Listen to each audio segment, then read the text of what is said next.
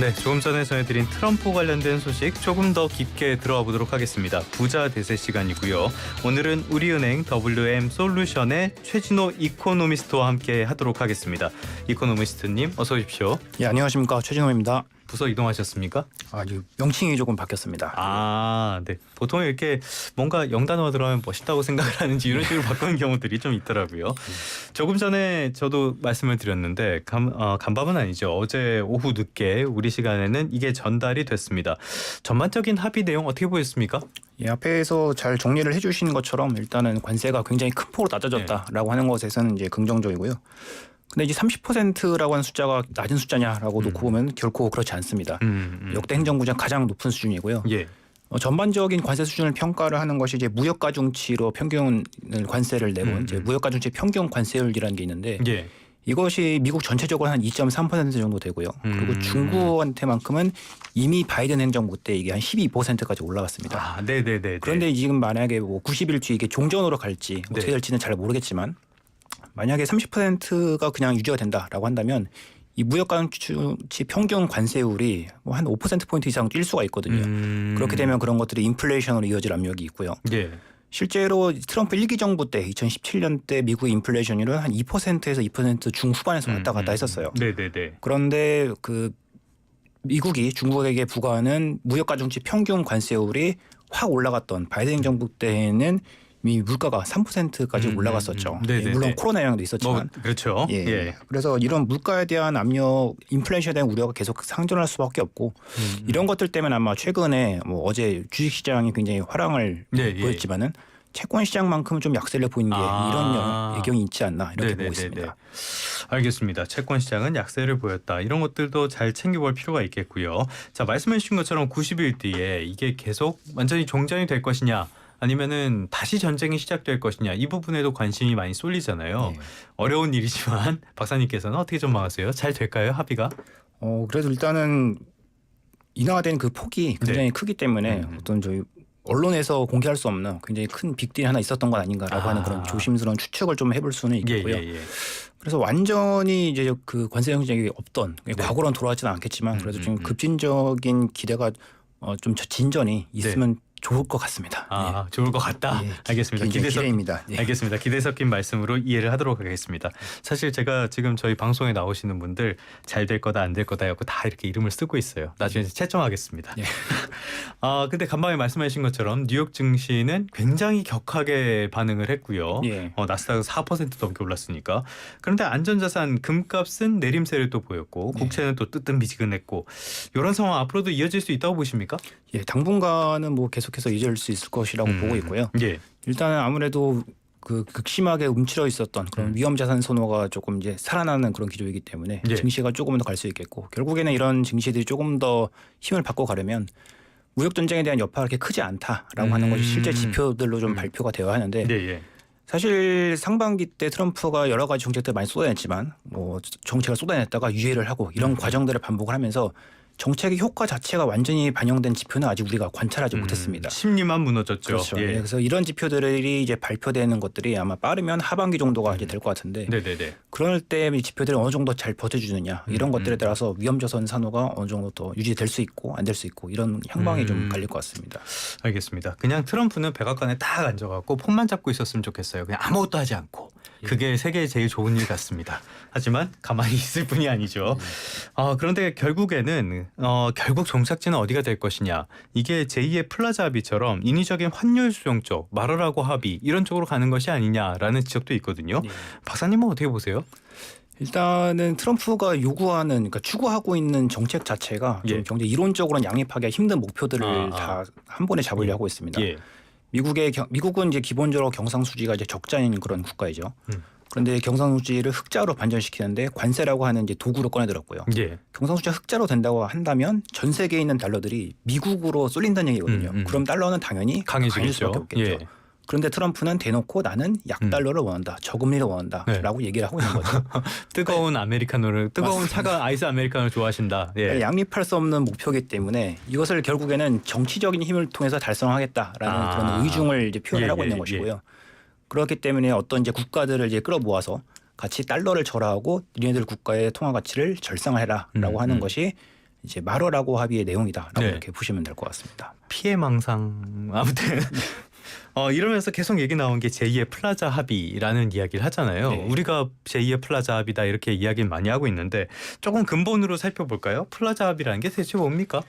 이제 1980년대 글로벌 경제를 보게 되면 예. 미국이 지금처럼 굉장히 그러니까 코로나 직전처럼 굉장히 호황을 누리고 있었고요. 그러다 보니까 달러가 굉장히 강세를 보였고 한편으로는 또 너무 소비를 많이 하다 보니까 예. 무역 적자가 굉장히 심하던 그런 상황이었습니다. 그리고 반대편 국가들은 이제 달러가 강하다 보니까 당연히 통화 가치가 절하되는 이런 네네네네. 현상이었는데요. 그래서 이제 1985년도에 미국, 영국, 프랑스, 독일, 일본 이렇게 5개 재무장관들이 이제 미국의 플라자 호텔에 모여서 엔화를 절상하고 네네네. 달러를 절하자라는 그런 합의를 하죠. 예, 그래서 인위적으로 외환시장에 개입을 해서 그런 과정들을 이제 합의를 하고 그런 네. 오퍼레이션을 시작을 했는데 그렇게 해서 달러가 절하됐던 것을 이제 플라자 합의다라고 이렇게 보시면 될 것 같습니다. 플라자 호텔에서 해서 플라자 합의다. 예. 그런데 당시에 이 여파를 보면요. 이 합의가 되고 나서 일본 쪽의 경제가 굉장히 큰 타격을 받았잖아요. 네. 그 이후로 뭐 잃어버린 30년 이런 것들이 와버렸는데 맞습니다. 그렇게 된 이유는 뭔가요?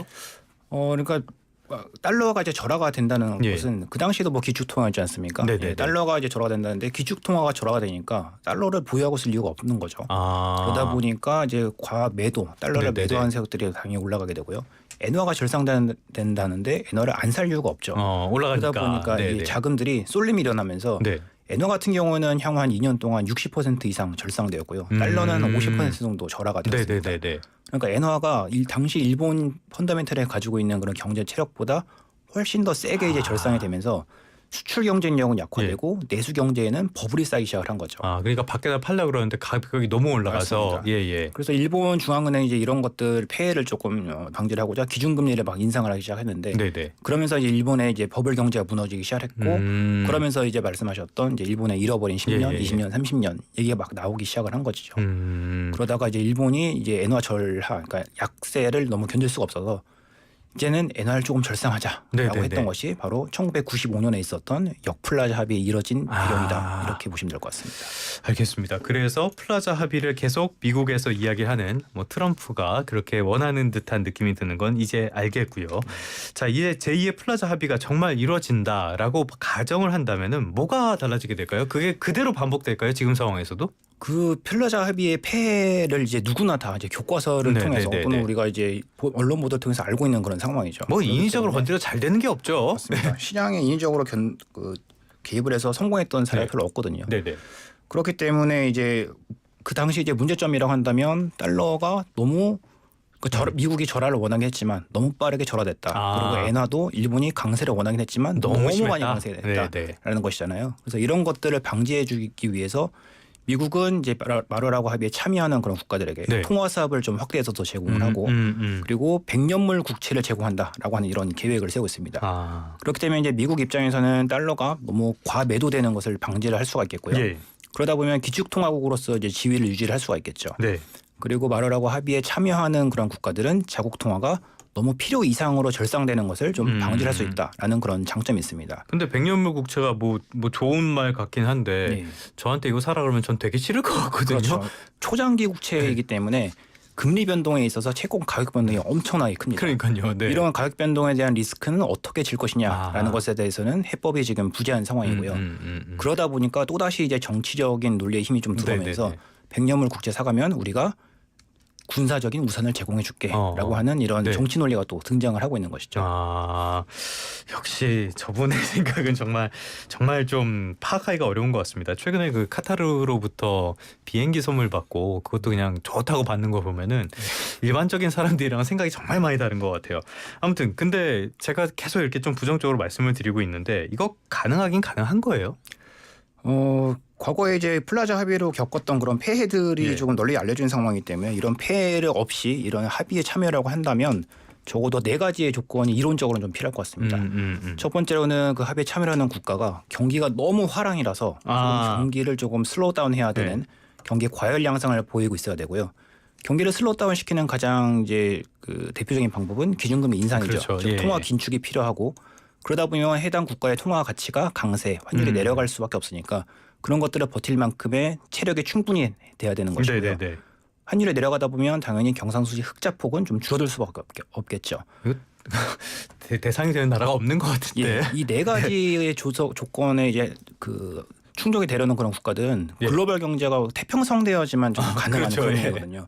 근데 지금 현재 뭐 트럼프가 이렇게 말 한마디로 글로벌 경제를 막 좌지우지하는 이런 상황에서는 이 네 가지 조건을 찾는 부합하는 국가를 찾기가 굉장히 힘들죠. 그래서 결론적으로는 조금 이 합의가 실질적으로 이루어지기가 좀 힘들다라고 보고 있고요. 근데 그럼에도 불구하고 앞에서 말씀드렸던 미국의 어떤 이제 정치적인 이유 또한 군사적인 우산이 필요해서 참여하는 그런 국가가 있다라고 이제 가정을 한번 해볼 수가 있는데요. 예를 들어 대만 같은 데가 될 수가 있겠네요. 그렇게 되면 어쨌든 뭐 지난주 5월 초에 나타났던 것처럼 해당 통화, 그러니까 대만 달러가 굉장히 강세로 갔었잖아요. 네네네. 해당 통화들이 참여하는 국가들의 통화가 강세로 가고 달러는 약세로 갈 가능성이 높습니다. 그렇게 되면 그 미국 채권을 보유하고 있는 주요 국가들이 아무래도 채권을 조금 매도를 할 수가 있겠고요. 그러면 채권 금리가 올라가겠죠. 네네. 그러면 연준의 입장에서는 기준금리를 인하할 수 있는 그러한 여력이 오히려 더 줄어듭니다. 그렇게 되면 트럼프가 추구했던 저금리라는 정책하고도 또 상충이 될 수밖에 없는 것이죠.